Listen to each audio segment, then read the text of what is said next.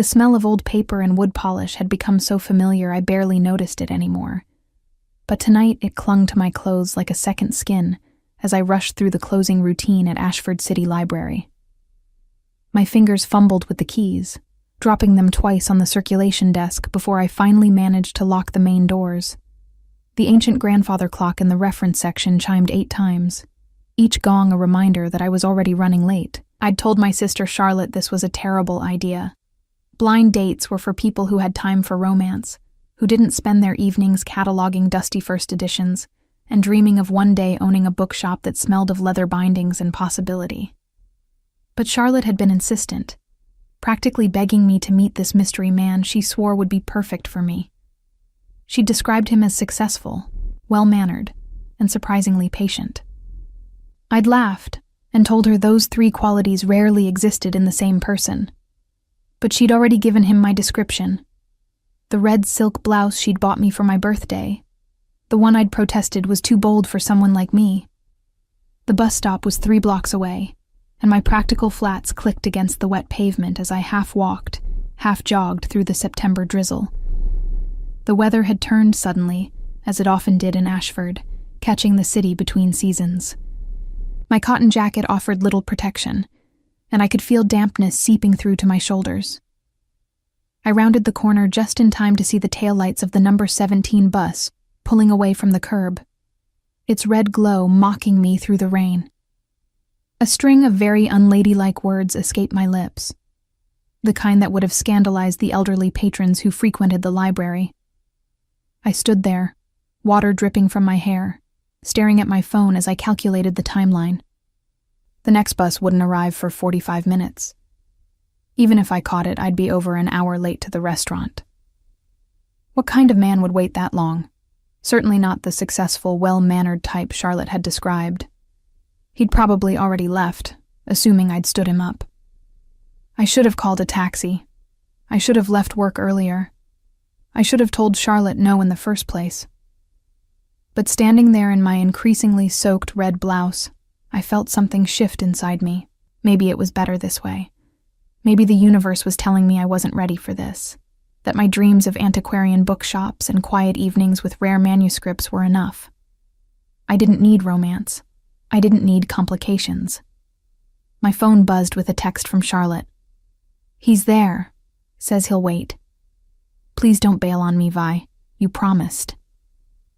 I sighed, watching rain create small rivers along the gutters. The restaurant was only about 2 miles away. In different shoes, on a dry night, it might have been a pleasant walk. Tonight, it would be an ordeal.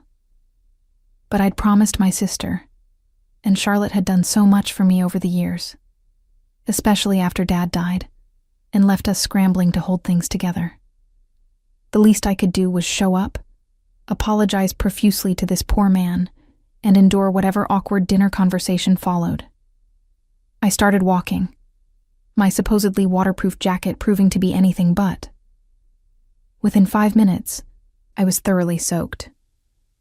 Within 10, my right heel caught in a sidewalk crack and snapped clean off, leaving me limping like some bedraggled Cinderella who'd lost her slipper on the way to the ball. I held the broken piece of shoe in my hand, staring at it in disbelief, before laughing at the absurdity of it all. Of course this would happen tonight. The rain intensified, fat drops that seemed determined to wash away any remaining dignity I possessed.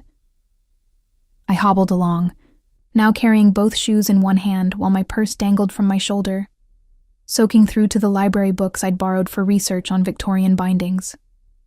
Cars passed, their headlights cutting through the downpour, and I imagined how I must look to their occupants. A drowned rat in a red blouse, limping barefoot through the streets like someone who'd lost a fight with reality. My phone buzzed again. "Charlotte, are you close?" He texted me asking if you're okay. He seems worried. I couldn't help the bitter laugh that escaped. Worried about a woman he'd never met, who was now 40 minutes late to their date. Either this man was a saint, or he was desperate. Neither option particularly appealed to me. I typed back quickly, my fingers slipping on the wet screen. Missed the bus. Walking. Be there soon. Tell him he should go. The response came immediately. He says he'll wait. Something about those 3 words made my chest tighten. In all my 24 years, I couldn't remember the last time someone had waited for me. Dad had died when I was 19, leaving Charlotte and me to navigate adulthood without his steady guidance. Mom had remarried within a year and moved to Florida, more interested in her new life than in maintaining connections with her daughters. Friends from college had drifted away, caught up in careers and relationships that left little room for a bookish girl who preferred fictional heroes to real ones. But this stranger, this man I'd never met, was willing to wait in a restaurant while I trudged through a rainstorm like some tragic character from a 19th century novel. It was ridiculous. It was touching. It was probably motivated by politeness rather than genuine interest. Yet something about it made me walk faster, ignoring the ache in my feet and the cold seeping into my bones. The restaurant, Il Primo, finally came into view, its warm golden light spilling onto the wet sidewalk like a promise of shelter. I paused at the corner, taking in my reflection in a darkened shop window. My hair hung in wet tangles around my face. My red blouse clung to me in ways that would have been scandalous if it weren't so pathetic. Mascara that I'd applied carefully before leaving the library now created dark smudges beneath my eyes. I looked like I'd been through a war, and in a way, I had. I couldn't go in there. I couldn't subject some poor man to this disaster of a first impression. But before I could turn away and retreat to my small apartment where dry clothes and hot tea awaited, the restaurant door opened. A man stepped out, tall and broad-shouldered in a dark suit that probably cost more than my monthly rent. He stood under the awning, seemingly unbothered by the rain that had driven everyone else inside, and pulled out his phone. I should have kept walking, should have hidden in the shadows until he went back inside. But something made me stay, watching as he typed something on his phone. A moment later, my phone buzzed. Charlotte. He's leaving. Said he waited as long as he could. I'm so sorry, Vi. The man pocketed his phone and turned toward the street, presumably looking for his car. That's when he saw me. Even from half a block away, I felt the weight of his gaze, felt it travel from my bare feet to my bedraggled hair, to the broken shoe still clutched in my hand. For a long moment, we just stared at each other across the rain-soaked distance. Then something happened to his face. His expression shifted from polite disinterest to something I couldn't quite name. Recognition? Surprise? Amusement? He started walking toward me with purposeful strides that ate up the distance between us. I stood frozen, suddenly aware of how I must look, of the spectacle I'd become. When he was close enough that I could see the silver threading through his dark hair at the temples, close enough that I could see eyes the color of storm clouds, he stopped. Red blouse, he said, his voice deep and controlled, with an accent I couldn't quite place.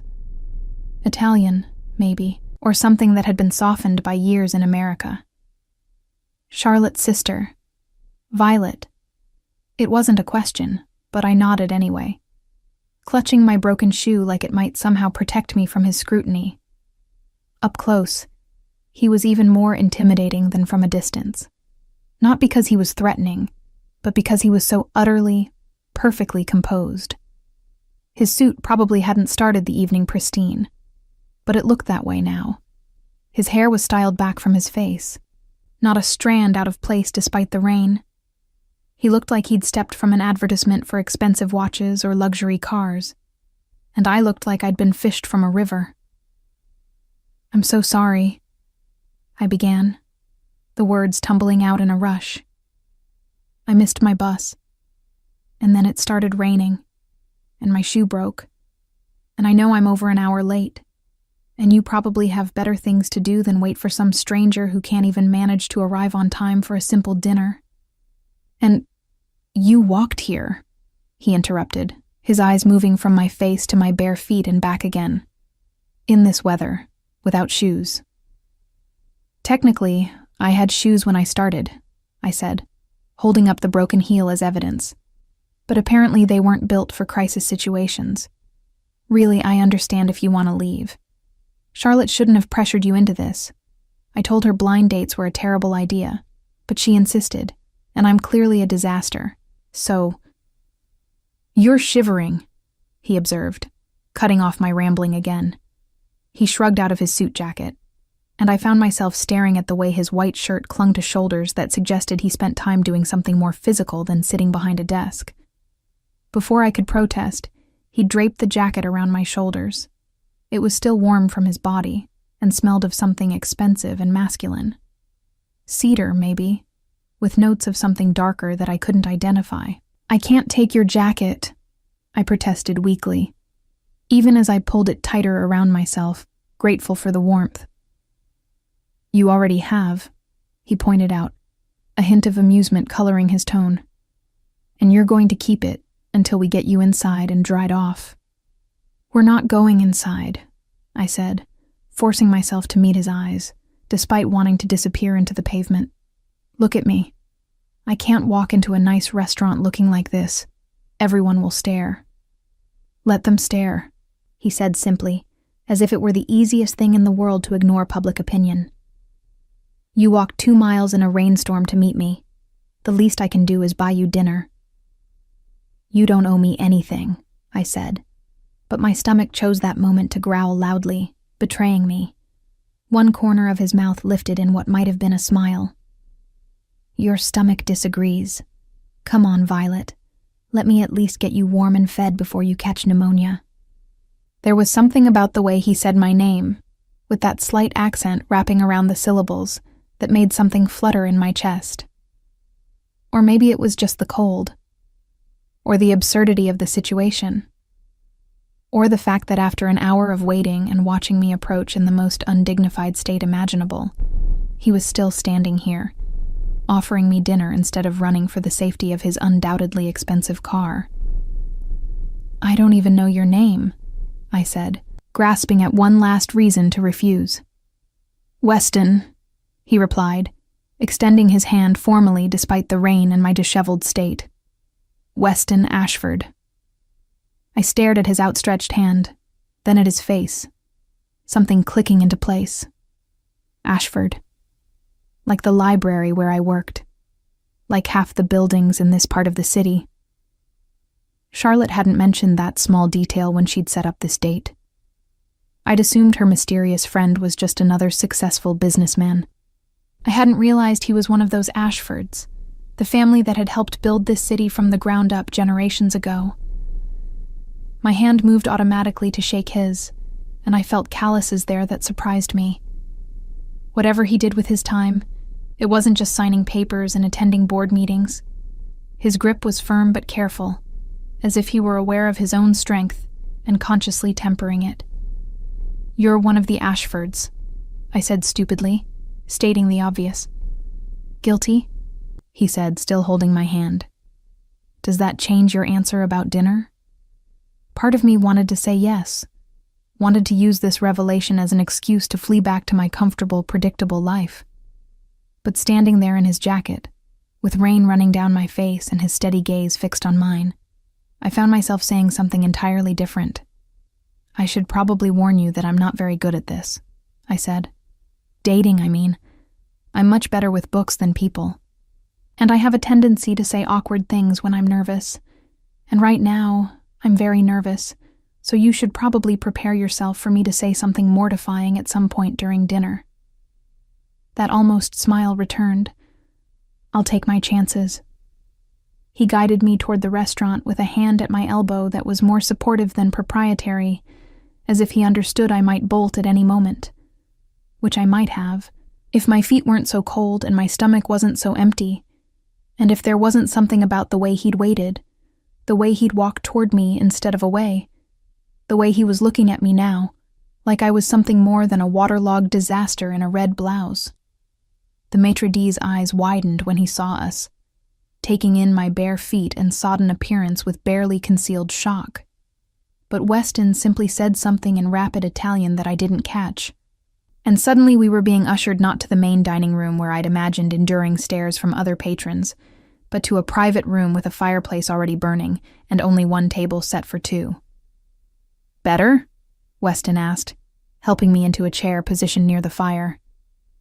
I wanted to make a joke about special treatment for the embarrassing dates, but the warmth from the flames was already seeping into my bones, and I couldn't quite form words around the relief of it. Instead, I nodded, pulling his jacket tighter around my shoulders, even though I knew I should give it back. A server appeared with what looked like heated towels and a first aid kit, both of which were placed discreetly on a side table before disappearing again. Weston gestured to them. "For your feet." I'm assuming the walk wasn't kind to them. I looked down at my feet, now resting on the plush carpet, and noticed for the first time the small cuts and bruises that decorated them. I'd been so focused on getting here, on not disappointing Charlotte, on not thinking about how cold and wet I was, that I hadn't registered the pain. Now, with safety and warmth surrounding me, I felt every scraped heel and stubbed toe. "I'm fine," I lied automatically. Weston raised one eyebrow, a gesture that somehow communicated both skepticism and patience. "Humor me." There was something about the way he said it, gentle but unyielding, that made me reach for the towels. As I cleaned my feet, wincing at the sting, I became aware of him moving around the room, his phone in his hand as he made a quiet call in Italian. I caught only fragments, but enough to understand he was arranging for something to be delivered. When he finished, he sat across from me, finally close enough that I could see details I'd missed on the street. The small scar above his left eyebrow, the way his jaw was slightly off-center, as if it had been broken once and healed imperfectly. The calluses on his hands that spoke of work more physical than managing family businesses. And his eyes, which I'd thought were gray but were actually closer to blue, like the sky just before a storm. "Thank you," I said quietly, "for waiting, for not leaving when you had every reason to." "I told Charlotte I'd wait," he said simply. "I keep my promises. Even when they involve sitting alone in a restaurant for over an hour, even then." The next morning, I woke to find 3 missed calls from Charlotte and a text message that simply read, "Call me immediately. Emergency girl talk required." I groaned, pulling my blanket over my head as memories from the previous night flooded back. The dinner had lasted 3 hours. 3 hours during which I'd somehow managed to tell Weston Ashford about my dreams of owning an antiquarian bookshop, my tendency to arrange books by color when I was stressed, and my conviction that the best fictional love story ever written was in an obscure Victorian novel about star-crossed lighthouse keepers. He'd listened to all of it, asking questions that suggested genuine interest rather than polite tolerance. Even more surprisingly, I'd learned things about him. That he restored vintage motorcycles in his spare time, which explained the calluses, that he'd spent 2 years working construction in Italy before returning to Ashford to take over family obligations he'd never wanted, that he had a younger sister, Morgan, who'd apparently masterminded this blind date along with Charlotte behind his back. "They've been friends since college," he'd explained, something fond and exasperated in his voice. "Morgan thinks I work too much and need someone to force me to take breaks. Charlotte apparently thinks the same about you." "She's not wrong," I'd admitted. "I've been working double shifts at the library for the past year, saving every penny. The building I want for my bookshop is up for sale, but I'm still about 40,000 short." I'd said it without thinking, the kind of honest admission that would have horrified me under normal circumstances. But something about Weston made my usual filters dissolve. Maybe it was the wine we'd shared. Maybe it was the private room that created an illusion of intimacy. Maybe it was simply that after trudging through a rainstorm to meet a stranger, normal social barriers seemed silly. Now, in the bright light of morning, I cringed at my openness. What had I been thinking? Telling a near stranger about my financial situation, about my dreams that probably seemed quaint and impractical to someone from his world? Charlotte's next text was more specific. Weston texted Morgan. Says you're unexpectedly fascinating. That's Weston speak for smitten. Call me. I stared at the phone, something warm and alarming spreading through my chest. Fascinating? Me? The woman who organized her spice rack alphabetically and had once spent an entire weekend cataloging her personal library using the Dewey Decimal System? Before I could decide whether to call Charlotte or hide from the entire situation, my phone rang. It was an unknown number with a local area code. I almost let it go to voicemail, but curiosity got the better of me. Hello? Good morning, Violet. I hope I'm not calling too early. Weston's voice was unmistakable, that slight accent making my name sound like something exotic. It's 10 o'clock, I said, sitting up abruptly and immediately regretting it as my sore feet protested. I've been awake for hours. A complete lie. I'd been conscious for approximately 7 minutes. Liar, he said, and I could hear amusement in his voice. You're still in bed. I can hear it in your voice. That's very presumptuous, I said, even as I pulled the covers higher, as if he could somehow see through the phone. Is it? Last night you mentioned you're not a morning person, that you usually don't get out of bed before 11 on your days off, that you consider anything before noon to be an ungodly hour. Had I said all that? Apparently the wine had been stronger than I'd thought. You have an unsettling memory for details. Only when the details are interesting, he replied. Speaking of which, there's a package arriving at your address in approximately 10 minutes. Don't be alarmed. It's not anything inappropriate. You're sending me things? I asked, alarm bells ringing despite his reassurance. We went on one date. That seems premature. Consider it an apology for the restaurant not having shoes in your size last night, he said. I noticed yours were beyond repair. I looked at the broken heels sitting sadly by my door, already consigned to the trash. You don't need to apologize for my shoe problems, or buy me new shoes. That's really not necessary. Violet, he said, and something about the way he said it made me stop protesting. Let me do this. Not because I think you can't take care of yourself, not because I'm trying to buy your affection, but because I want to. Because last night was the first time in longer than I can remember that I forgot about work and obligations, and just enjoyed being in someone's company. That's worth more than a pair of shoes. I didn't know what to say to that. In the silence that followed, I heard him sigh softly. I'm making you uncomfortable, he said. That wasn't my intention. If you'd prefer, I didn't contact you again. No, I interrupted, surprising myself with my vehemence. I mean, it's fine. You can send shoes. And call. If you want to. I wouldn't mind that.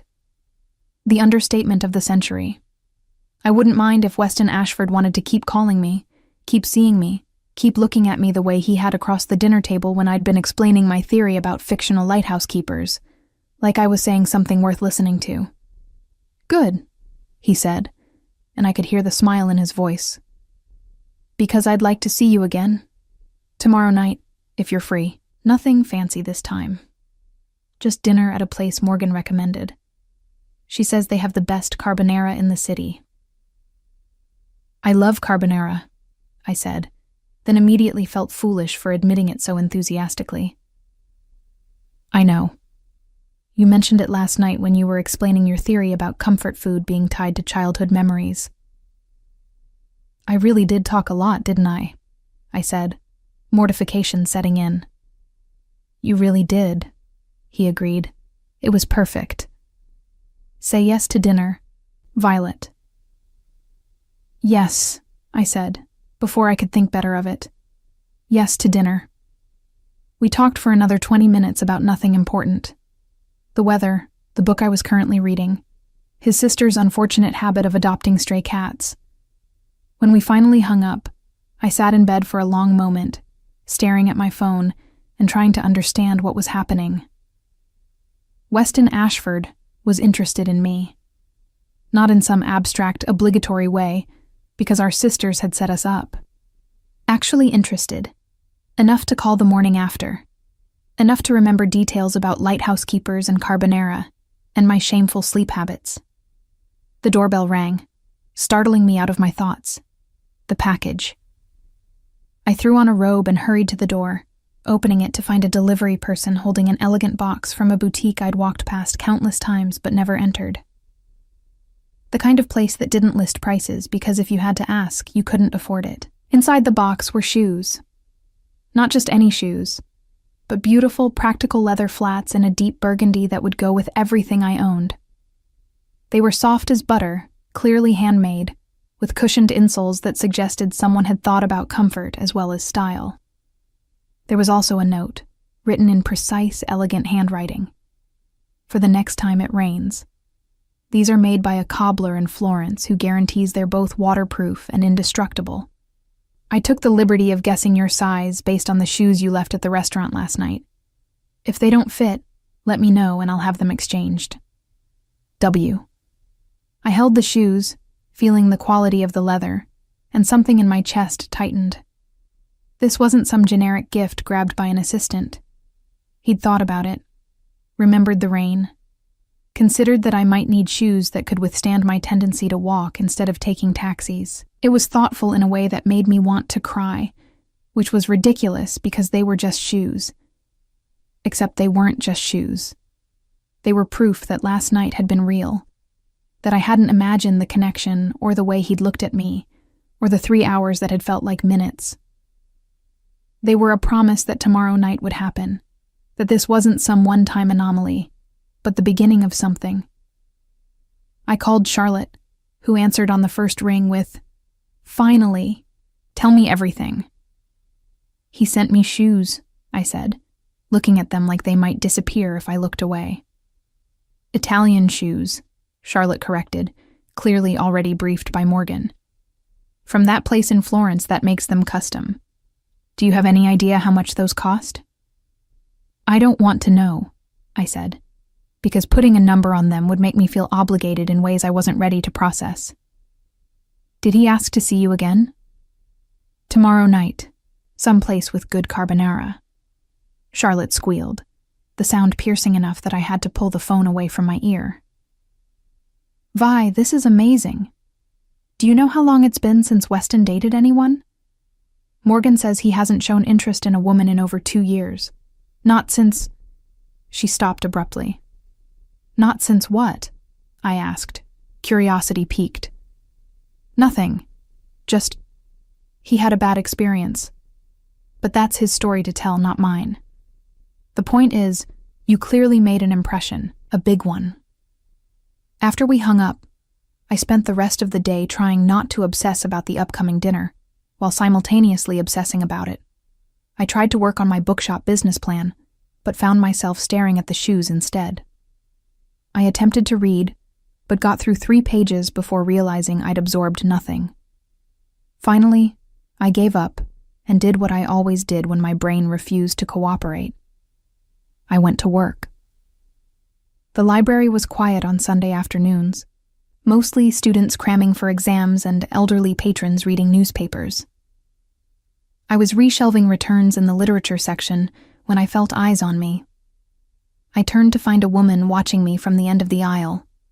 She was probably in her 50s, impeccably dressed in a way that suggested wealth and taste, with sharp eyes that assessed me with unsettling thoroughness. "Can I help you find something?" I asked, offering my professional librarian smile. "You're Violet Reynolds," she said. Not a question. "Yes," I said slowly, unease prickling down my spine. "I'm sorry. Do we know each other?" "Not yet," she said, moving closer with measured steps. "But I know who you are, and I know you had dinner with my nephew last night." The emphasis on my nephew made it clear exactly which nephew she meant. This was a member of the Ashford family, which meant I was being evaluated, assessed for worthiness or threat or whatever criteria wealthy families used when an outsider appeared in their carefully controlled sphere. "It was just dinner," I said, keeping my voice level, even as my heart began to race. "Nothing is ever just anything with Weston," she replied. "He called me this morning, first time he's initiated contact in 6 months, asked about a property that's for sale downtown, an old building that would be perfect for, and I quote, an antiquarian bookshop run by someone who actually cares about books." The room seemed to tilt slightly. He'd asked about the building, the one I'd mentioned wanting, the one I'd admitted I couldn't afford. My mind spun with the implications. "I didn't ask him to do that," I said quickly. "I didn't ask him for anything." "I know," she said, and her expression softened slightly. "That's precisely why he's doing it. Weston doesn't respond well to people who want things from him. He's spent his entire life surrounded by those types, but someone who wants nothing, who's content to simply be herself, without calculation or ulterior motive." She studied me with those sharp eyes. "That's novel. That's dangerous." "Dangerous," I repeated, not liking the word or its implications. "To his equilibrium," she clarified. "To the very careful life he's built. You should know that before you get more involved. My nephew isn't just wealthy, Violet. He's complicated. His life is complicated. And once you're in it, extricating yourself becomes difficult." "We've had one date," I said, though it felt like more than that, like last night had somehow compressed months of getting to know you into 3 hours of honest conversation. "One date during which he apparently decided you were worth investigating," she said. "Worth calling family members about. Worth thinking about instead of focusing on the very important business matters that should have his complete attention." She paused. "I'm not here to warn you off. I'm here to make sure you understand what you're potentially getting into." "And what am I potentially getting into?" I asked, part of me wanting to know, part of me afraid of the answer. She smiled, but it didn't reach her eyes. "That's the thing, dear. I'm not entirely sure myself. My nephew has always been private. Since returning from Italy, he's been even more so. But I do know this. When Weston commits to something, he commits completely. It's both his greatest strength and his greatest weakness." She left after that, disappearing between the stacks as silently as she'd appeared, leaving me standing there with my arms full of books and my mind full of questions. What had she meant about complications? About his life being difficult to escape? And why had Weston asked about the bookshop building? My phone buzzed. A text from an unknown number. "This is Morgan, Weston's sister. Charlotte gave me your number. Can we meet for coffee? I promise I'm less intimidating than whatever family member just tracked you down at work. That was Aunt Catherine, wasn't it? She has a bad habit of vetting anyone who gets within 10 feet of Wes. Ignore her. Or at least don't let her scare you off. Please? My brother needs someone like you, M." I stared at the message, then at the literature section where Aunt Catherine had stood, then at my phone again. Less than 24 hours since our first date, and I was already being investigated by family members, receiving mysterious warnings, and somehow caught up in something I didn't fully understand. The smart thing would be to cancel tomorrow's dinner, to thank Weston for the lovely evening and the beautiful shoes, and then politely extract myself from whatever complicated situation his aunt had referenced. I could go back to my safe, predictable life of books and saving money and dreaming about a future that felt manageable because it was entirely under my control. But as I looked down at the burgundy leather flats I'd worn to work, at the evidence of Weston's attention to detail and thoughtfulness, I knew I wasn't going to do the smart thing. I was going to show up for carbonara tomorrow night. I was going to see where this led, complications and all. I texted Morgan back. "Coffee sounds good. Tomorrow morning, before I talk myself out of this entire thing." Her response was immediate. 10 a.m. at Stella's on 5th. And don't worry. Whatever you're imagining, it's probably not as bad as you think. Or maybe it is. But at least the coffee will be good. That night, lying in bed, I pulled up the Ashford family on my phone. There was surprisingly little, given their prominence. Old photographs of charity galas and ribbon-cutting ceremonies, business announcements. But very little about Weston specifically, and nothing at all about what he'd been doing in Italy, or what had brought him back. I was about to give up when I found a single article from 2 years ago. A brief mention in the society pages about the Ashford family welcoming home their prodigal son after an extended stay abroad. But it was the photo that made me pause.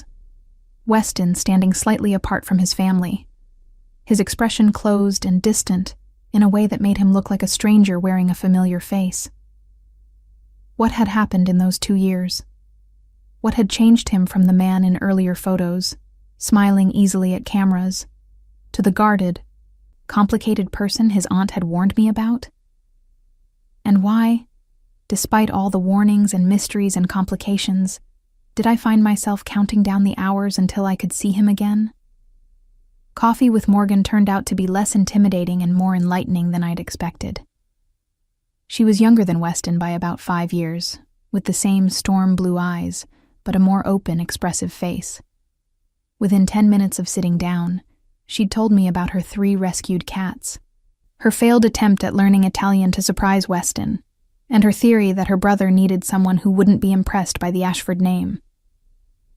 He spent 2 years in Italy basically being nobody, she said, stirring sugar into her cappuccino. Working with his hands, living in this tiny apartment, learning to rebuild motorcycles from this old man named Marco, who didn't care that Wes came from money. He was happier there than I'd ever seen him. What made him come back? I asked, genuinely curious. Morgan's expression darkened slightly. Family obligation. Dad got sick, and someone needed to take over the family businesses. Our older brother Julian is brilliant at making money, but terrible at the actual management side. Wes is good at both, so... She shrugged, but there was sadness in the gesture. He came home, left everything he'd built in Italy behind. I think part of him resented it, even though he'd never say so. And now he restores motorcycles in his spare time, I said, pieces clicking into place. And works 80-hour weeks and never takes vacations and hasn't dated anyone in 2 years, because most women either want his money or can't handle that he's not just a trust fund kid playing at having a job. Morgan leaned forward.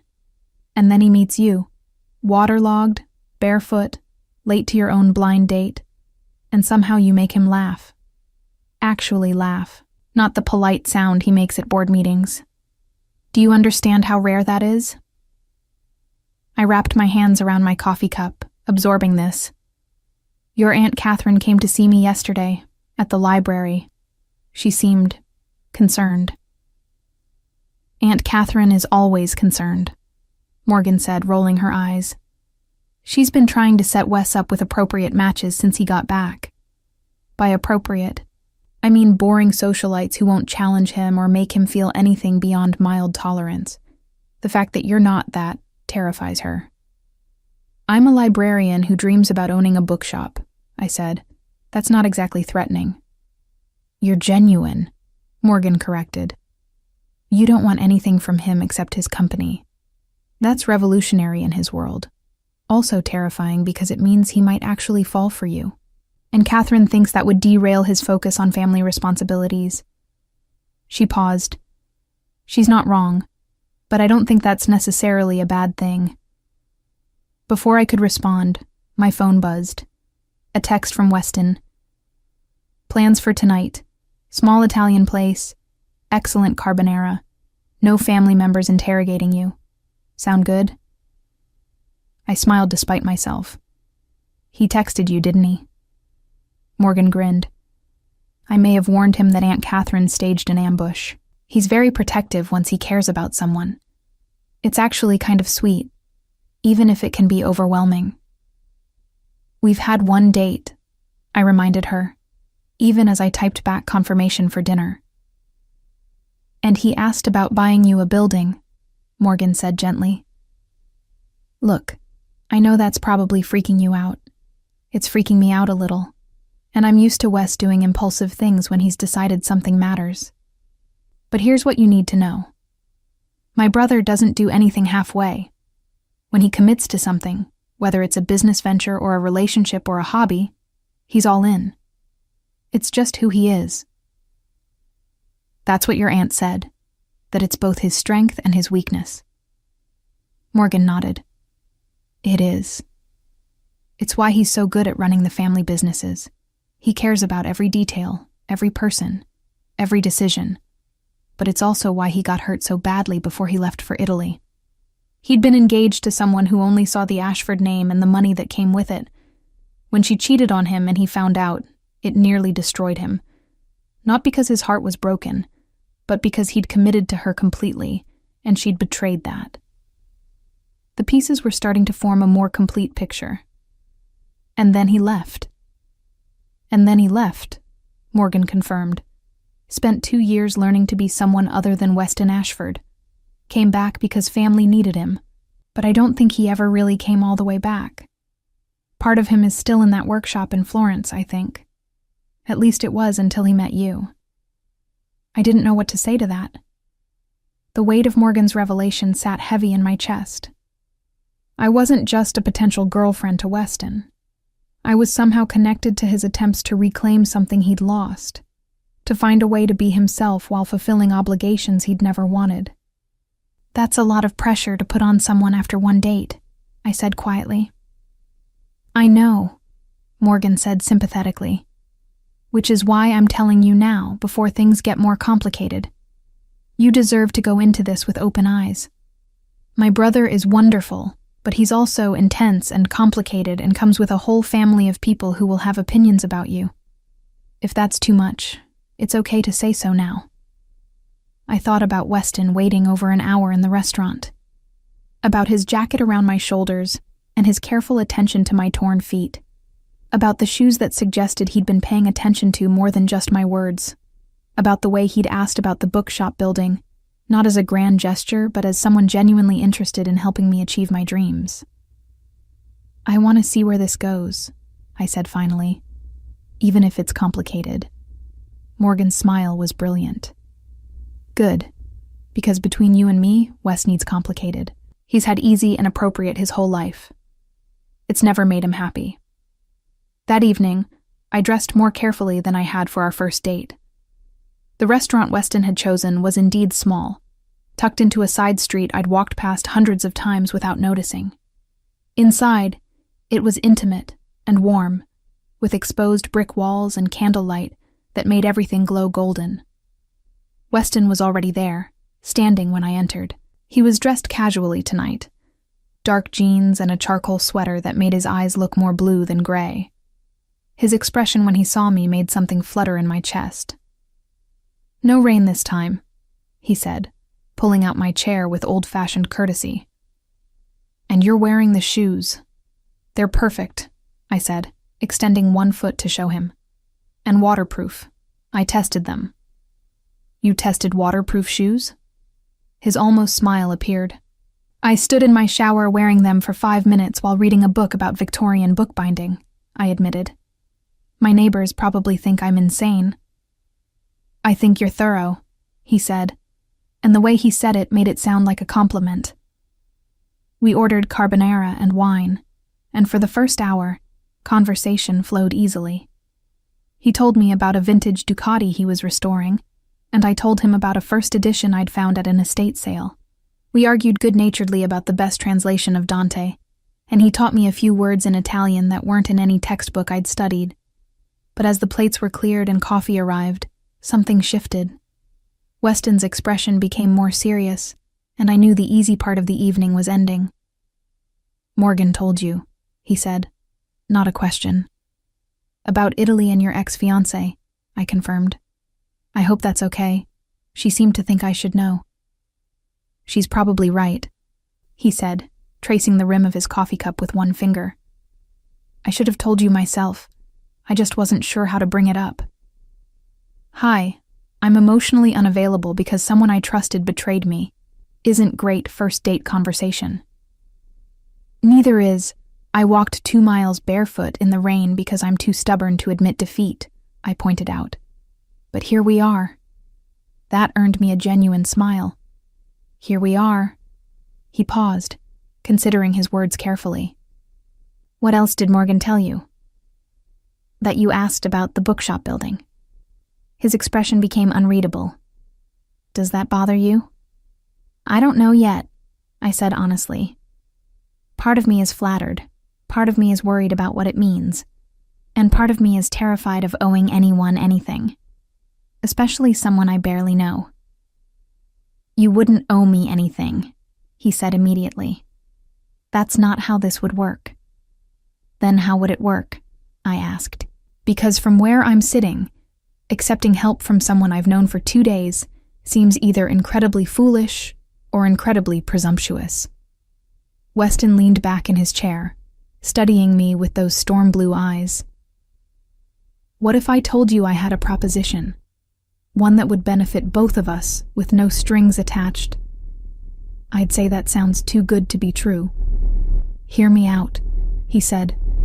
The building you want is owned by a family friend who's been trying to sell it for 2 years. It's in a part of downtown that's transitioning but hasn't quite arrived yet. Most potential buyers see risk. I see opportunity, especially if it's turned into something that draws foot traffic. He paused. Like an antiquarian bookshop. I can't afford it, I said flatly. Even if he came down on the price, I'm still short. I know, Weston said. Which is where my proposition comes in. I'll provide the financing for the building and renovation costs. You'll run it as you see fit. After 5 years, assuming the business is profitable, ownership transfers to you completely. No debt, no repayment schedule, just yours. I stared at him, trying to process what he was offering. Why would you do that? Because I need someone I can trust, he said simply. And I think you might be that person. You've known me for 2 days, I repeated. How can you possibly trust me? Weston leaned forward, his expression intense. Because in 2 days, you haven't once asked me for anything. You haven't tried to impress me or position yourself or calculate what you could gain from knowing me. You've just been yourself, honest, sometimes awkwardly so, but genuine. Do you know how rare that is in my world? That doesn't explain why you'd give me a building, I said, my heart racing. I'm not giving you anything, he corrected. I'm making an investment. And more than that, I'm making a request. He paused, seeming to gather his thoughts. I need someone to pretend to be my fiancé. The words hung in the air between us, so unexpected that for a moment I thought I'd misheard. Your what? My family is pushing me to accept an arranged alliance with the Carreras, another old money family, he said, his voice tight with frustration. It's business dressed up as romance, and I want no part of it. But they won't accept that unless I have a compelling reason to refuse. A serious relationship would be that reason. And you want me to pretend to be in a serious relationship with you? I said slowly, still trying to wrap my mind around this. For 8 months, he said. That's how long until the Carreras finalize their own business dealings with a family in Chicago. After that, the pressure for an alliance will disappear. We'd need to appear together at family functions, some public events. Act like a couple in love.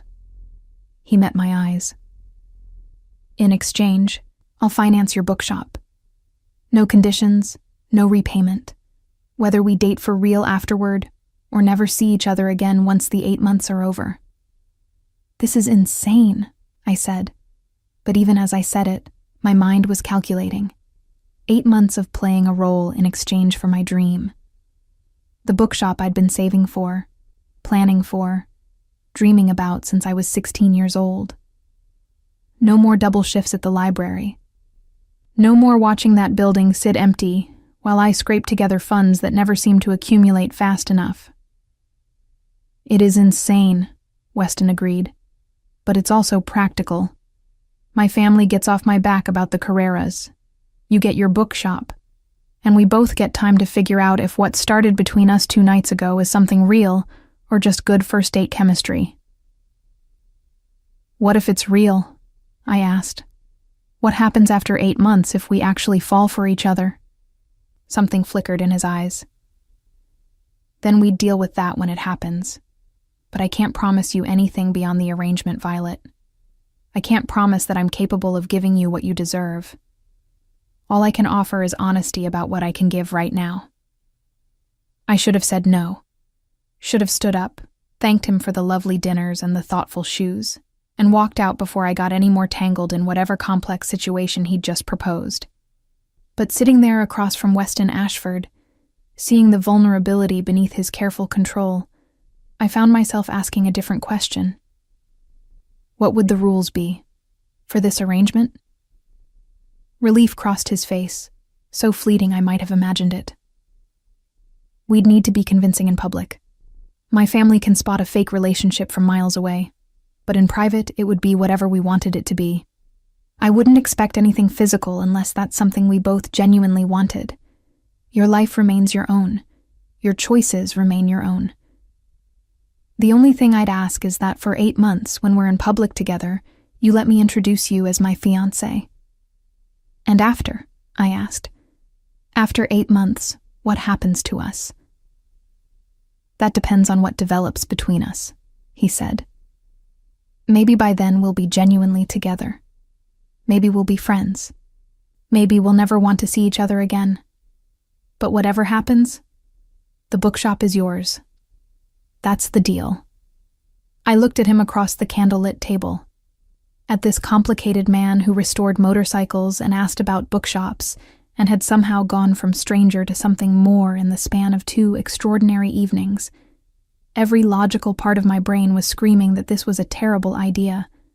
But another part, the part that had walked 2 miles in the rain rather than give up, was whispering that maybe terrible ideas sometimes led to extraordinary outcomes. I need time to think, I said finally. Take all the time you need, Weston replied. But Violet? Whatever you decide, I meant what I said. You've reminded me what it feels like to be myself, instead of just the person everyone expects me to be. That's worth more than any building or business arrangement. As he walked me to my apartment later, his hand warm and steady at the small of my back, I realized that somewhere between the broken shoe and the carbonara, between the warnings and the revelations, I'd already made my decision. I was going to say yes. To the arrangement. To the complications. To whatever came next. Because 24 years of being safe and practical had never once made me feel the way I felt standing next to Weston Ashford. Like maybe, just maybe, I was exactly where I was supposed to be. 3 days after Weston's proposition, I stood in front of the building that would become my bookshop, keys heavy in my hand, and disbelief still swirling in my chest. The morning after our dinner, I'd called him and said, yes. Within 48 hours, papers had been signed, contracts had been drawn up, and what had seemed like an impossible dream was suddenly, terrifyingly real. You're overthinking, Charlotte said beside me, reading my expression with the accuracy of someone who'd known me since childhood. I can literally see your brain spiraling. I agreed to fake date a man I've known for less than a week in exchange for my dream bookshop, I said, staring at the worn brick facade. Overthinking seems appropriate. You agreed to give a relationship a real chance while helping him avoid a business arrangement disguised as marriage, Charlotte corrected. And he's helping you achieve something you've wanted since you were 16. That's not insane. That's opportunistic. It's definitely something, I muttered, but I couldn't stop the smile that crept across my face as I looked at the building. It was perfect. 3 stories of late Victorian architecture, with original crown molding and hardwood floors that creaked with history. The ground floor would be the shop itself. The second floor could be a reading room and rare books collection, and the third floor had a small apartment that I could renovate into living quarters. My phone buzzed. Weston. How does it feel to be a property owner? Well, almost. Papers are filing.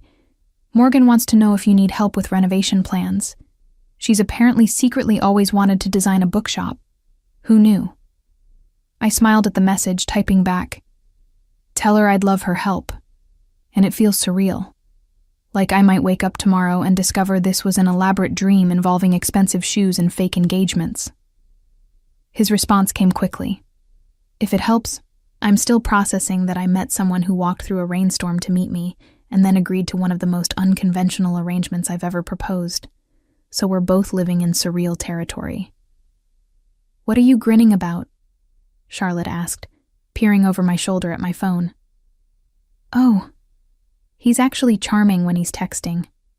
Good to know the whole intense billionaire thing doesn't translate to awkward emoji usage."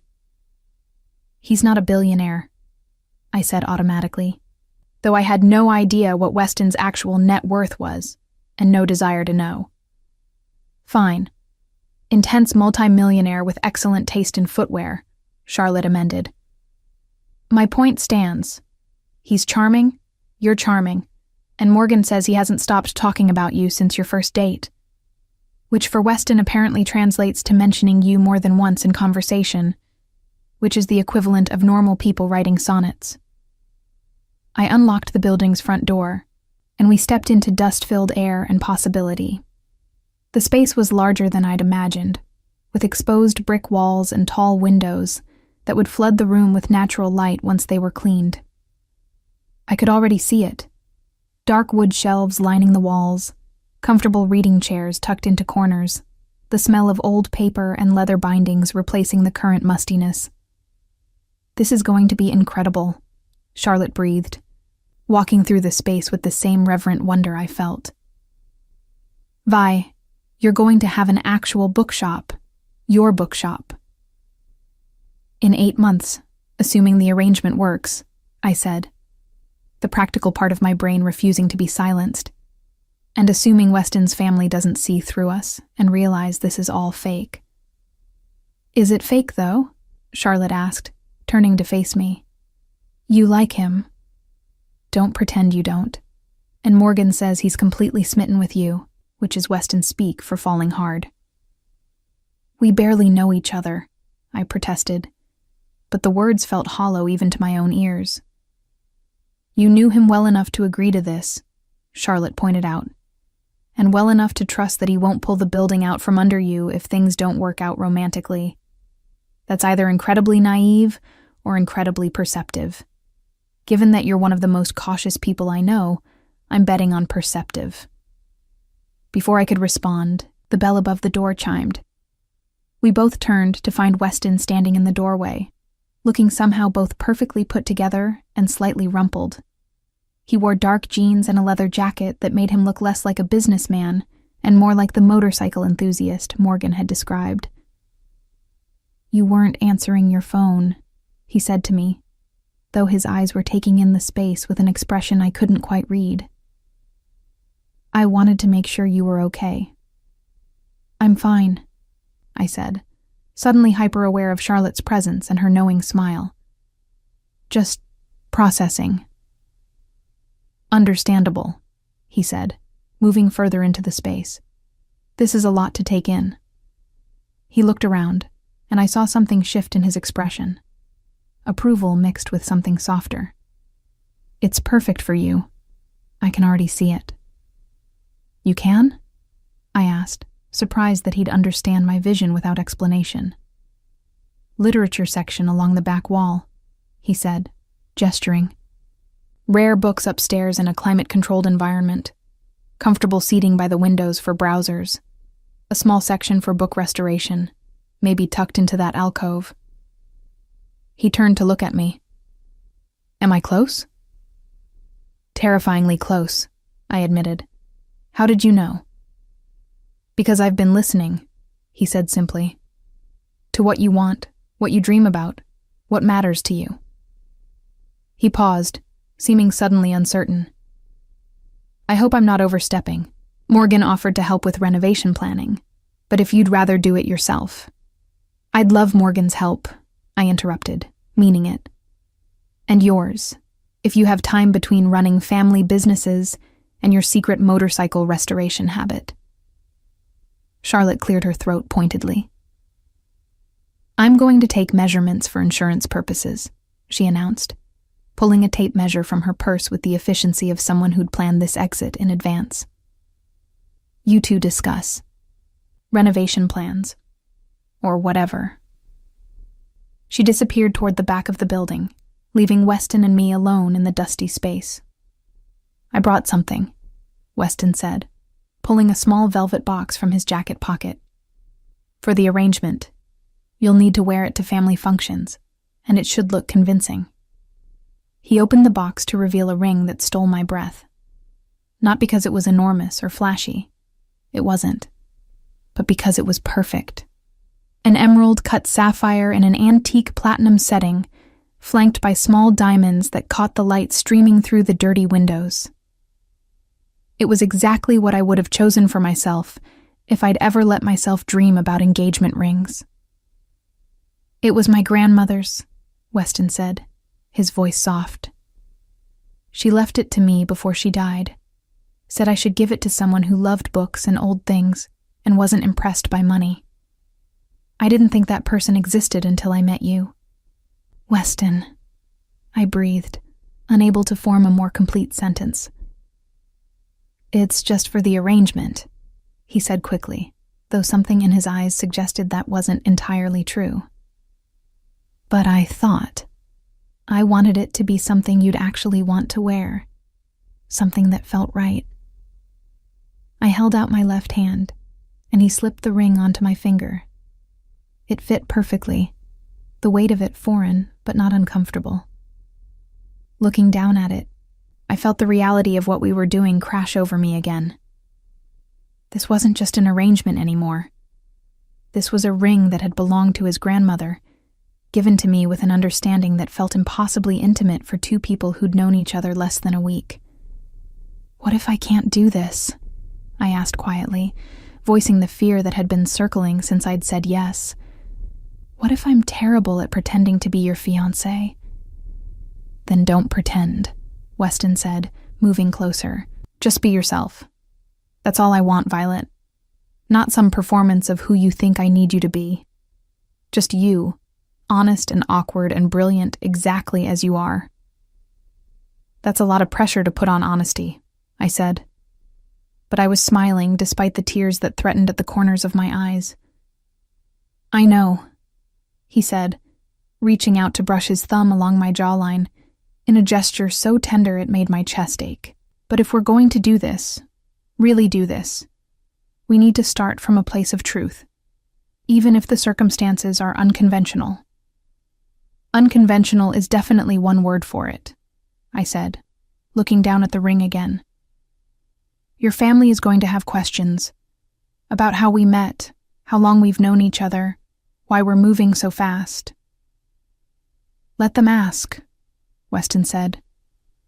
"We'll tell them the truth, that our sisters set us up, that I waited for you while you walked through a rainstorm, that I've never met anyone who made me feel the way you do. All of that is real, Violet. The timeline might be compressed, but the feelings aren't fabricated." "Aren't they?" I asked, needing to hear him say it clearly. "No," he said firmly. "Whatever this is between us, it's real. The arrangement just gives us a framework to explore it without the pressure of either of our families interfering. 8 months to figure out if what we have is sustainable, if it's something we both want to build on." "And if it's not?" I asked. "If at the end of 8 months we realize this was just chemistry and good timing?" "Then we part as friends, and you have your bookshop," he said. "But Violet, I don't think that's how this ends." Before I could ask what he meant, Charlotte reappeared from the back room. "Sorry to interrupt what looks like a very romantic moment, but there's a massive water stain on the ceiling upstairs that you two should probably discuss. And also, Vi, you're wearing a ring that's definitely worth more than my car, so I'm assuming the fake engagement is now official?" I looked down at the sapphire on my finger, then up at Weston, who was watching me with an expression that made my heart stutter. "I guess it is." "Good," Charlotte said, "because Morgan is outside with approximately 7,000 paint samples and a contractor who apparently owes the Ashford family a favor. She texted me 10 minutes ago asking if it was safe to come in or if she'd be interrupting. "She can come in," I said, still looking at Weston. "We're done. Negotiating." Charlotte grinned and headed back outside, pulling out her phone to text Morgan. When we were alone again, Weston took my hand, his thumb brushing over the ring he'd just placed there. "Thank you," he said quietly, "for saying yes to this, for taking a chance on something unconventional, for being willing to help me avoid a future I didn't want while pursuing one you do." "Thank you for waiting," I replied, "for not leaving the restaurant that night, for seeing something in me worth all of this." "Violet," he said, his voice rough with emotion, "I saw you stumbling down the street in broken shoes, cursing at the rain, and I knew. I can't explain it, but I knew that you were going to change everything." The door burst open before I could respond, Morgan sweeping in with an armload of paint samples and a smile that rivaled the sun. "Okay, future sister-in-law, we have decisions to make. Charlotte told me you're thinking deep green for the main room, but I brought some alternatives in case you want to consider." She stopped abruptly, her gaze zeroing in on my hand. "Oh my God, he gave you Grandma Elena's ring." "Is that okay?" I asked, suddenly worried that I'd crossed some family boundary I didn't understand. "Okay? It's perfect," Morgan said, her eyes suspiciously bright. "She would have loved you, probably would have locked you two in a room together until you figured out you were meant for each other." She paused, looking between Weston and me.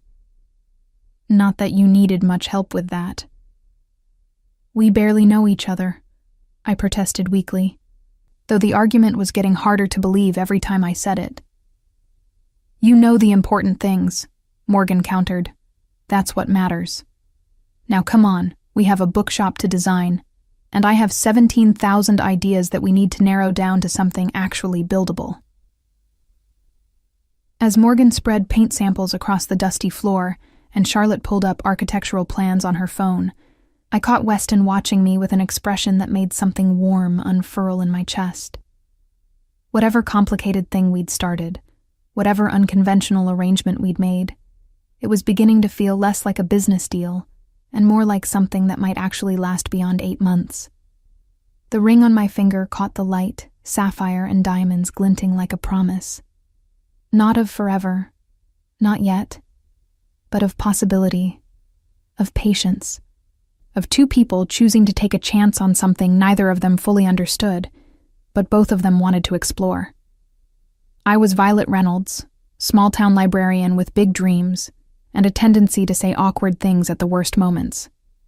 And somehow, improbably, I was also the fiancé of Weston Ashford, complicated and intense and surprisingly gentle when he thought no one was watching. 8 months suddenly felt both impossibly long and not nearly long enough to figure out where this was all heading. But as I stood in my almost bookshop, surrounded by people who already felt like family, I realized that maybe that was the point. Some things couldn't be planned or controlled or made to fit into neat timelines. Some things just had to be lived, moment by unexpected moment, until you looked back and realized that the story you'd been telling yourself about your life had transformed into something entirely new.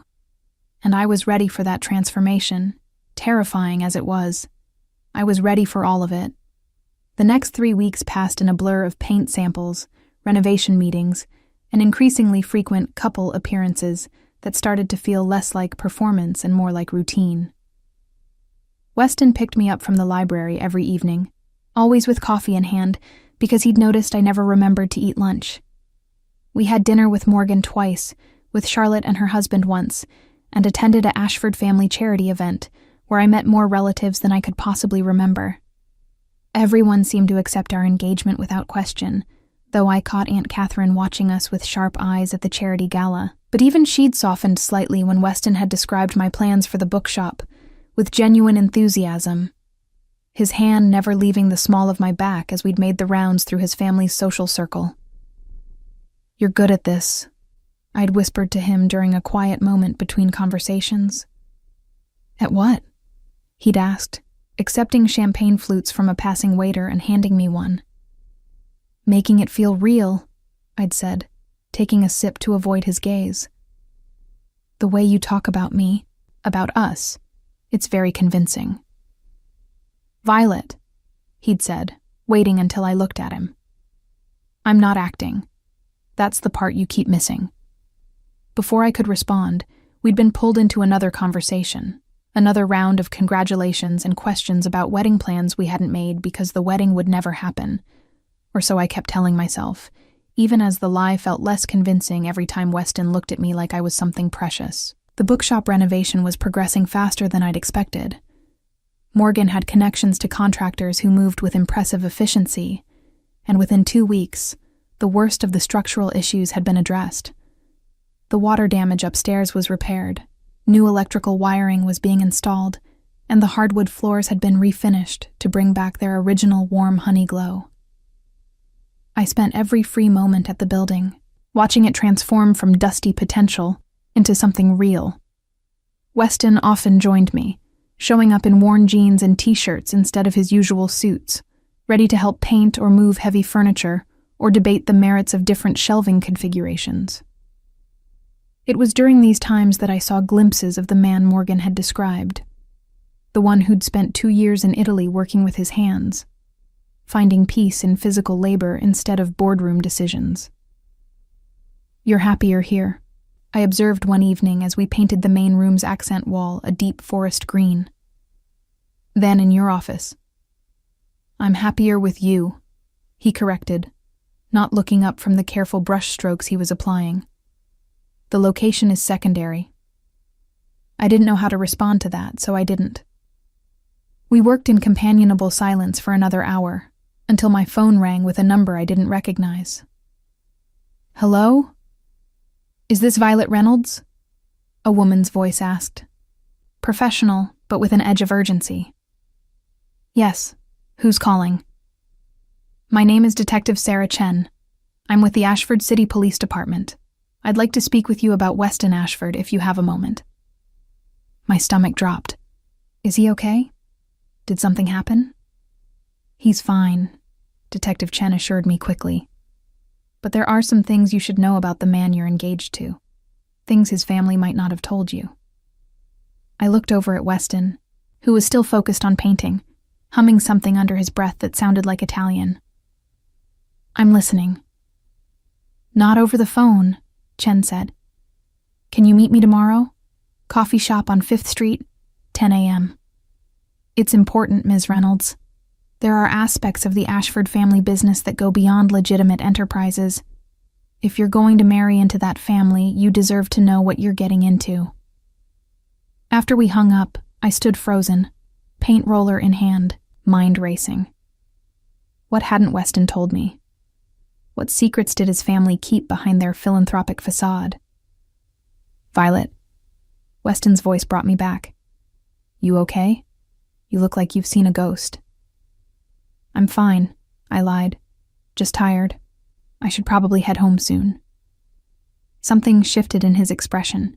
Concern, maybe, or suspicion. "Did something happen? You were fine 2 minutes ago." "Just a headache," I said, which wasn't entirely false. My head was starting to pound with the weight of Detective Chen's implications. "Rain check on finishing the accent wall?" "Of course," he said, but his eyes remained concerned as he cleaned his brushes and walked me to my car.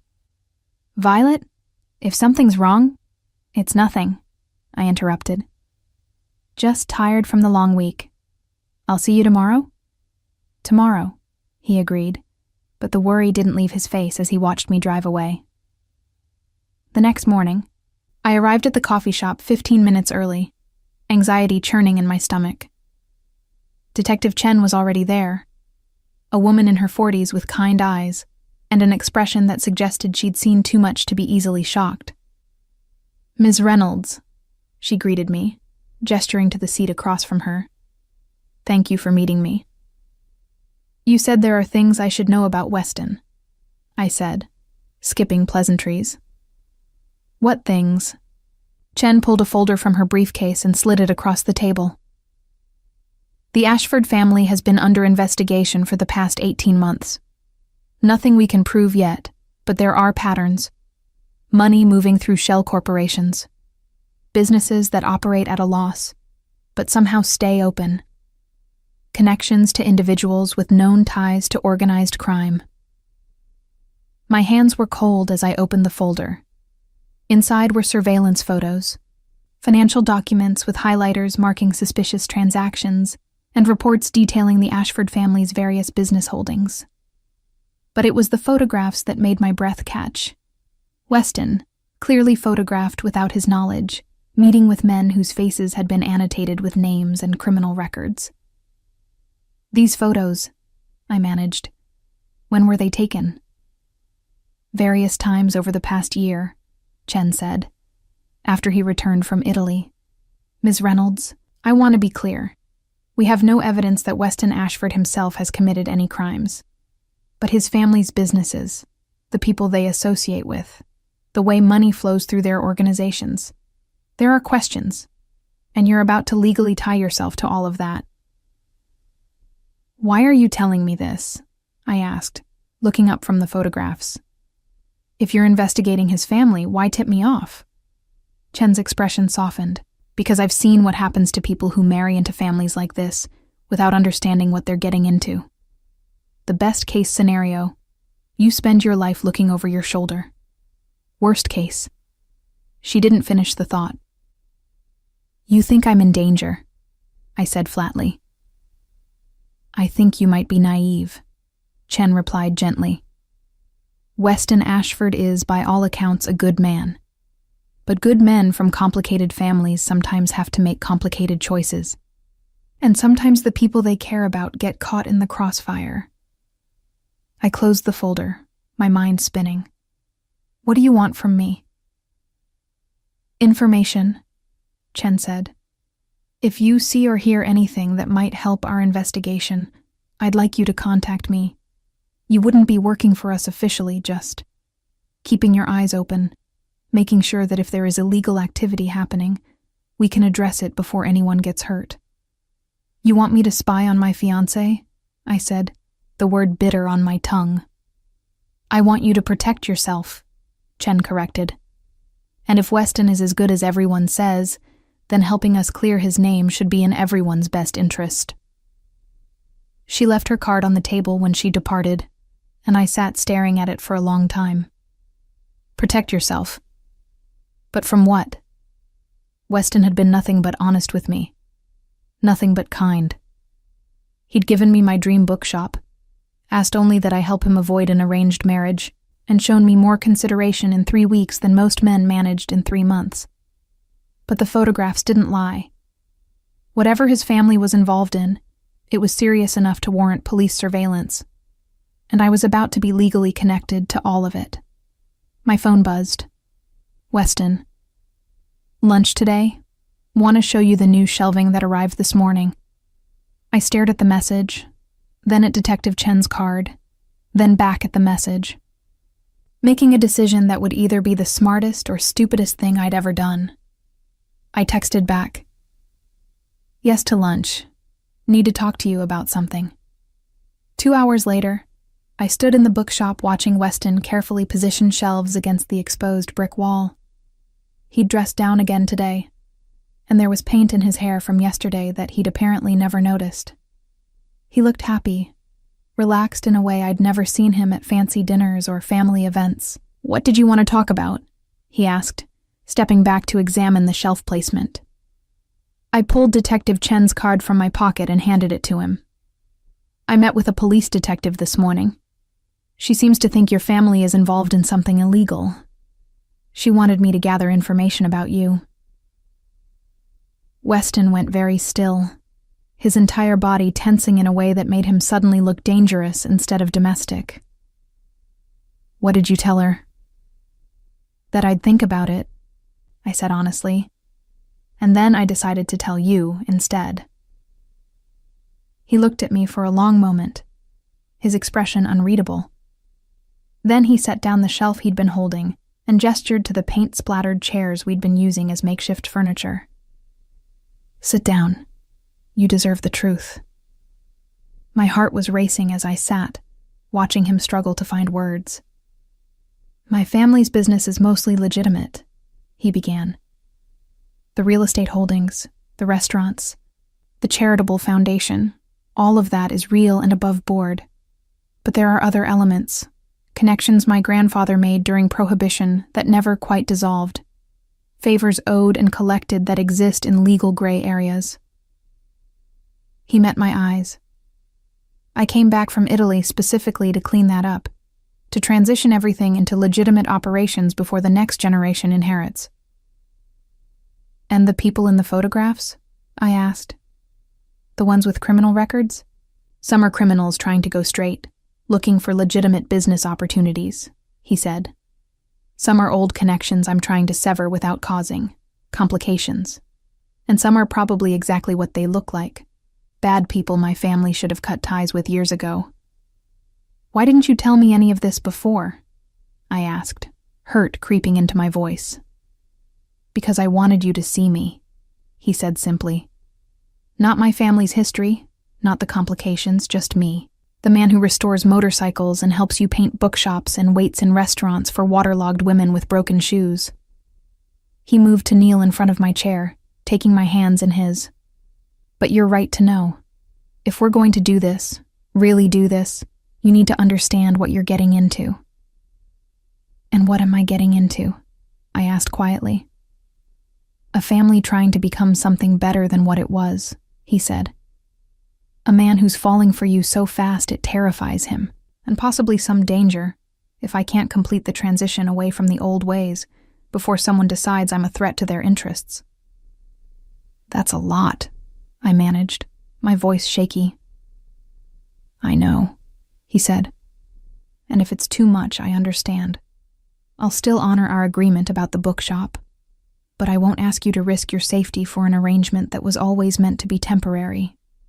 I looked down at our joined hands, at the ring on my finger that had belonged to his grandmother, at this complicated man who'd somehow become the center of my world in just 3 weeks. "What if I don't want it to be temporary?" His breath caught. "Violet."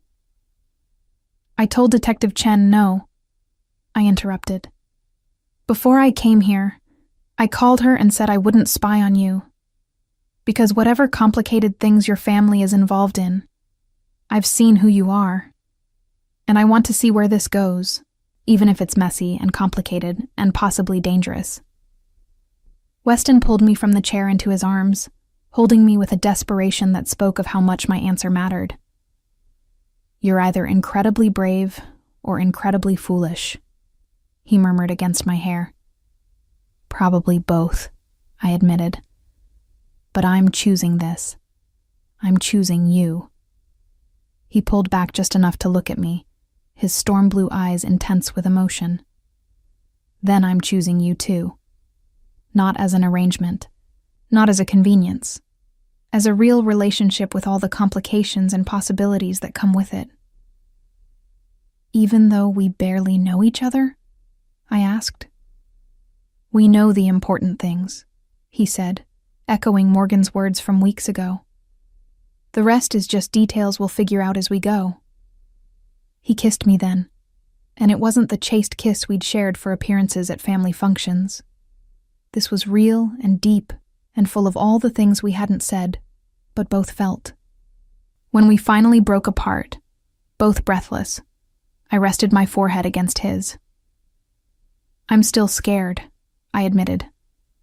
"Good," he said. "So am I. It means we're paying attention."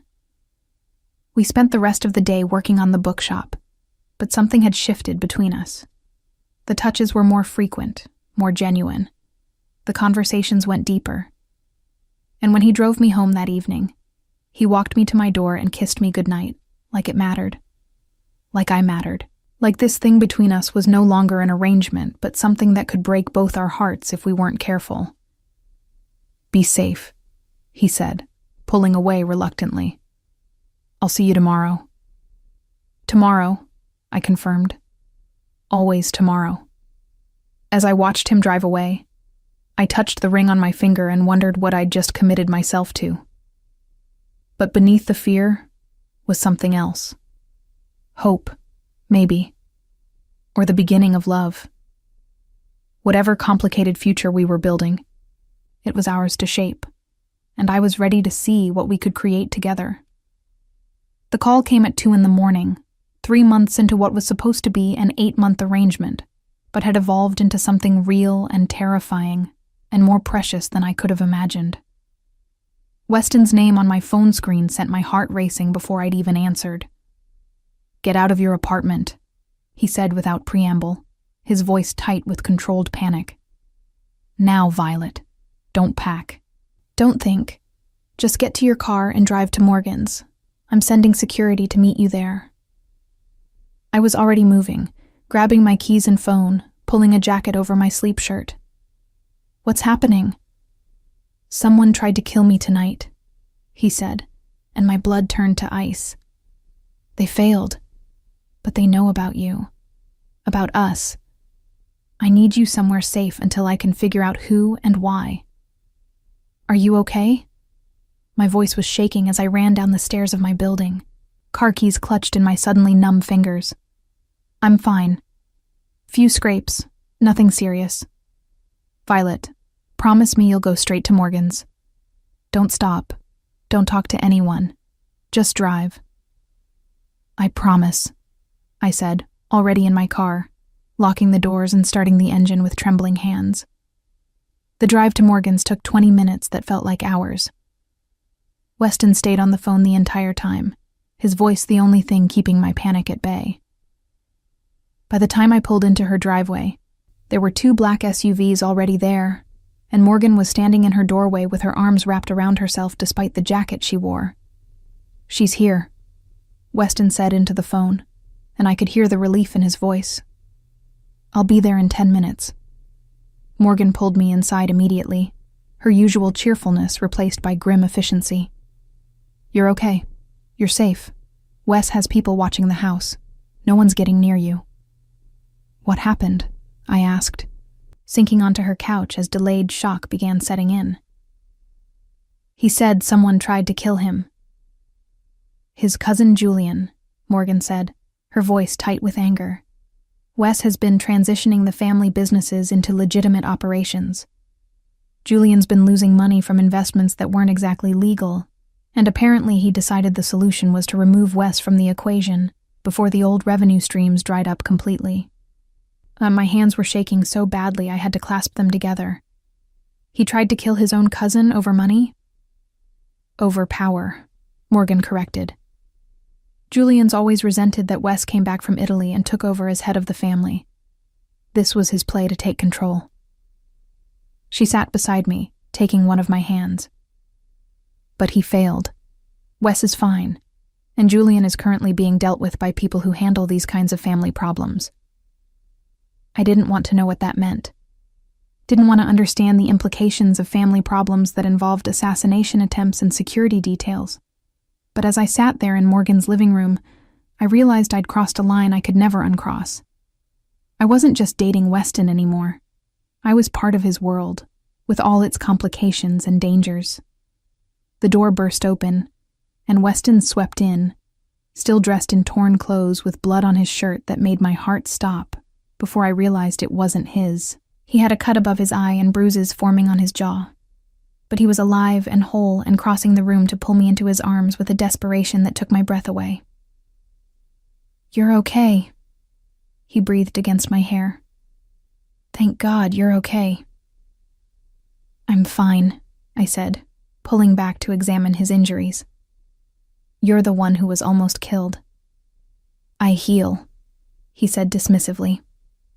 "Violet, I'm so sorry. I never should have let you get this close. Should have known that Julian would see you as leverage or a threat. This is my fault." "Stop," I said firmly. "This is Julian's fault, not yours." "You could have been hurt," he insisted, cupping my face in his hands. "You could have been targeted because of me, because of what we are to each other." "And what are we?" I asked quietly. Because I think it's time we stop pretending this is just an arrangement. Something intense and vulnerable crossed his face. I love you, he said simply. I think I have since that first night when you stumbled down the street cursing at the rain. I love your honesty and your dreams and the way you organize books by color when you're stressed. I love that you chose me even after learning about my family's complications. I love you, Violet, and that's why you need to leave. What? The word came out sharper than I intended. Julian won't be the only one who sees you as an opportunity or a weakness, Weston said, his voice rough with emotion. As long as you're with me, you're a target, so I'm releasing you from our arrangement. The bookshop is yours, free and clear. I'll make sure you have security for a while, just until we're certain no one else is planning anything. But we can't keep doing this. I can't keep putting you at risk. I stared at him, trying to process what he was saying.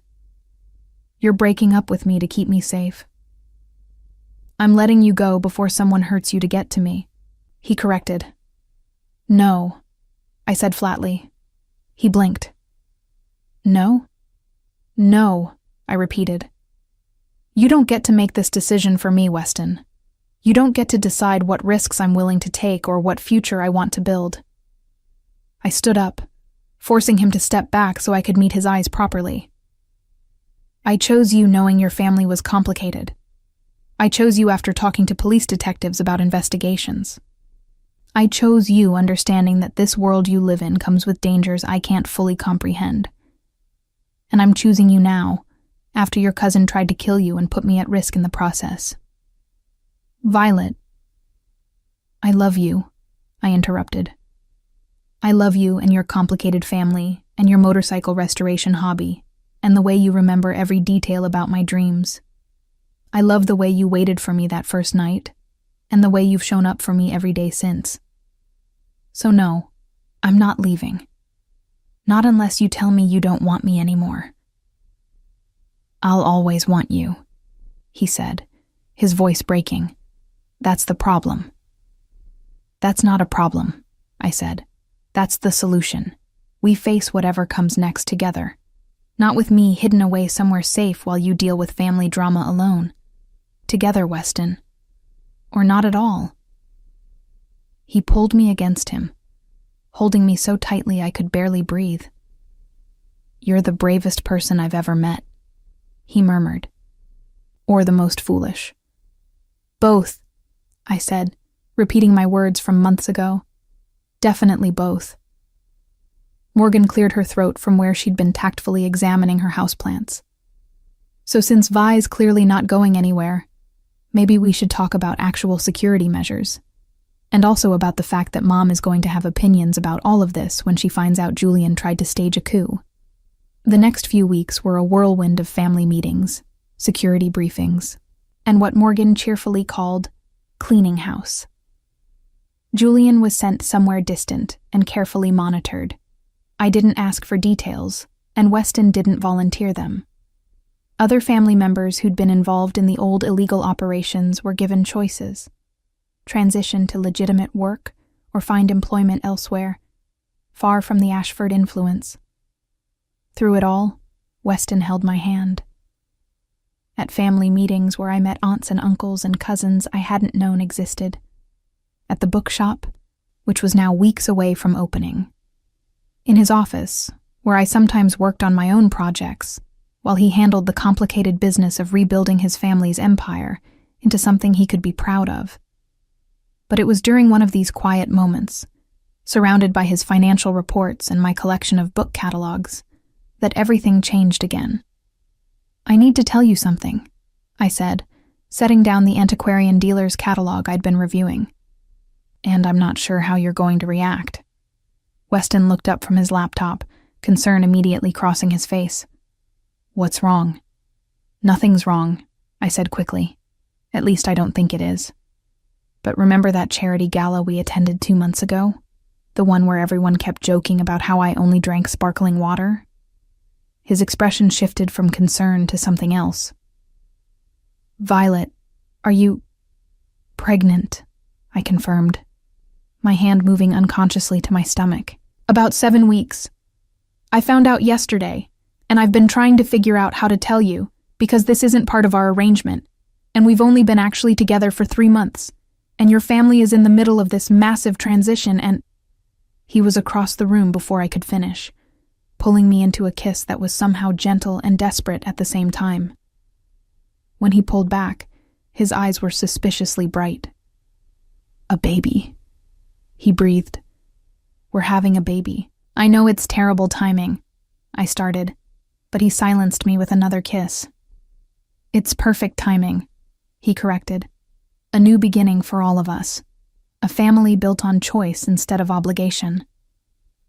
Over the following months, everything shifted again. The bookshop opened to surprising success, with a literary community embracing what I'd built. Weston officially handed over the family business operations to Morgan and his younger brother, stepping back to focus on his restoration workshop and the family we were building. And 1 year to the day, after I'd missed my bus and walked through a rainstorm to meet a stranger, I stood in a small church, surrounded by family and friends, exchanging vows that were no longer part of an arrangement, but a promise of forever.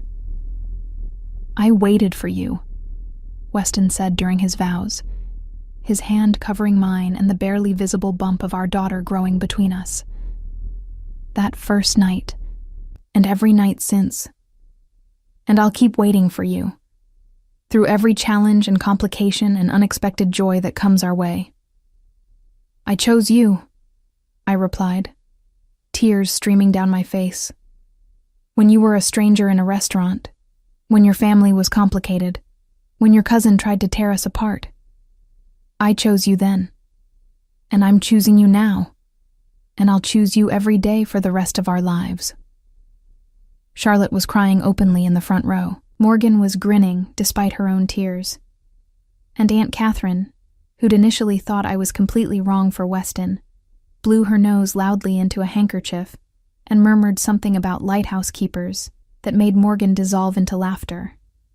3 months later, our daughter Eleanor arrived, named after the grandmother whose ring I still wore, whose love story with her husband had inspired Weston to believe that sometimes the best relationships started in the most unexpected ways.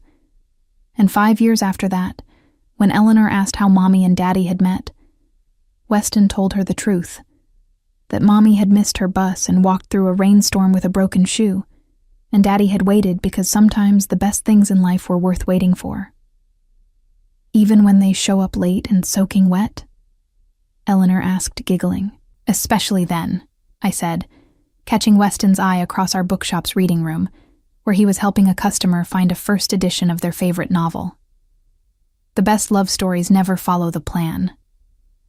Because ours certainly hadn't. What started as an arrangement born of convenience had transformed into something real and lasting and more precious than any plan could have predicted. We'd built a life together, not perfect, not without its complications, but entirely our own. And every day, as I organized books in the shop we'd created together, as Weston taught Eleanor about motorcycle engines in his workshop, as we tucked our daughter into bed and found moments of quiet connection in the chaos of family life, I thought about that rainy night when everything changed. Sometimes the best decisions are the ones that terrify you. Sometimes love finds you when you're least prepared for it, dripping wet and carrying broken shoes and cursing at the universe. And sometimes, if you're very lucky, someone waits for you in the rain. Not because they have to, but because they've already decided you're worth every complicated, beautiful, unexpected moment that